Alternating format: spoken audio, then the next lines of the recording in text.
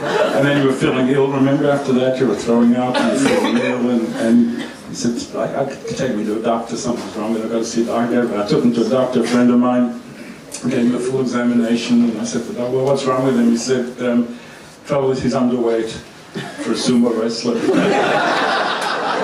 I want to say that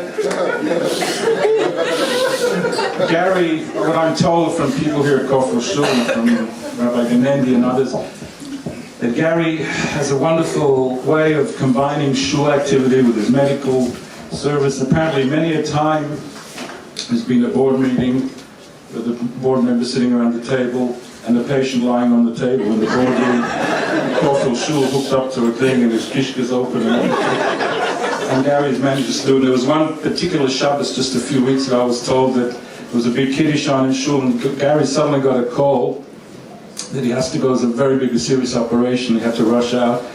So he was a bit upset that he was going to miss the kiddush.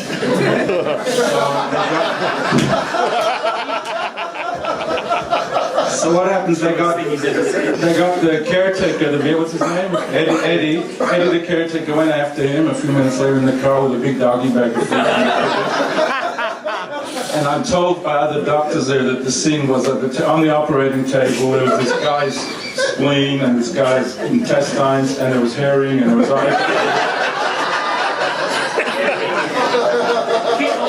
sponge cake, fish ball.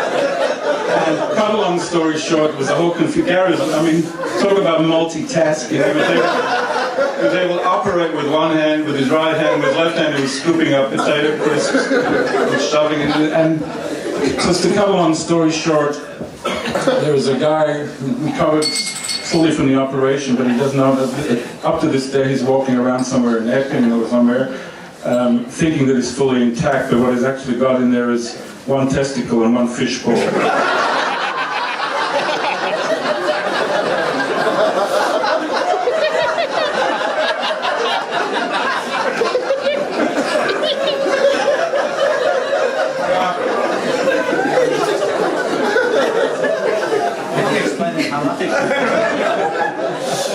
Now, the other thing is, this is very interesting. I was a complete Luddite up till I met Gary. I knew nothing about computers, and Gary taught me everything I know about computers. Not very much. I still got a lot to learn. But I remember you were there one year in America. You were there for Purim.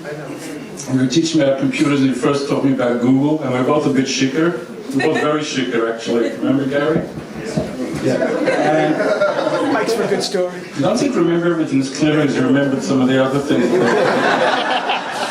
No, but this is really true. It's sort of funny, and I don't get shikah very often, but I was really gone, and I was playing around with Google. I said to Gary, what do you think if I Googled in, Dr. Gary Friedman is a slovenly, uncouth, lousy surgeon.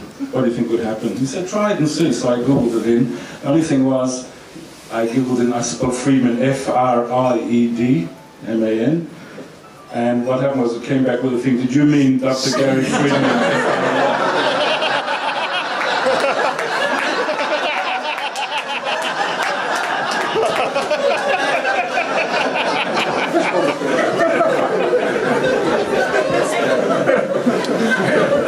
Now, I just want to conclude. I want to embarrass my telephone screen.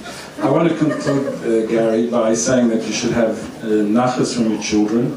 Not like I have, unfortunately. I have 16 daughters, as you know. And we have some nachas, we have some nachas, but I thought one, my second oldest daughter, Esther Bell, is, well, she's a rebel, let's put it that way.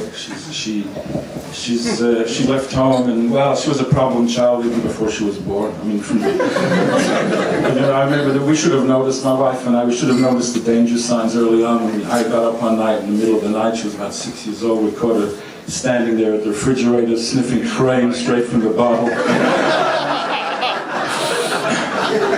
And she's like left home about a year ago, and we hardly had any contact with her. And thank God she came back a few weeks ago, and she's covered in tattoos and tchotchkes.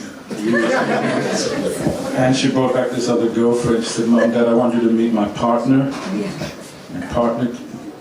We didn't know it. I mean, today everybody's a partner, right? Then if somebody says a partner, don't it's your wife. In my day, a partner was somebody who took to court for stealing from the business.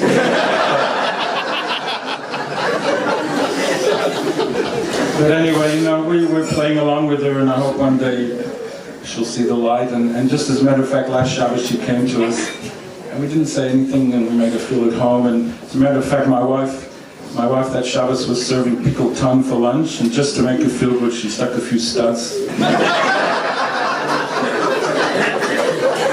Anyway, Gary,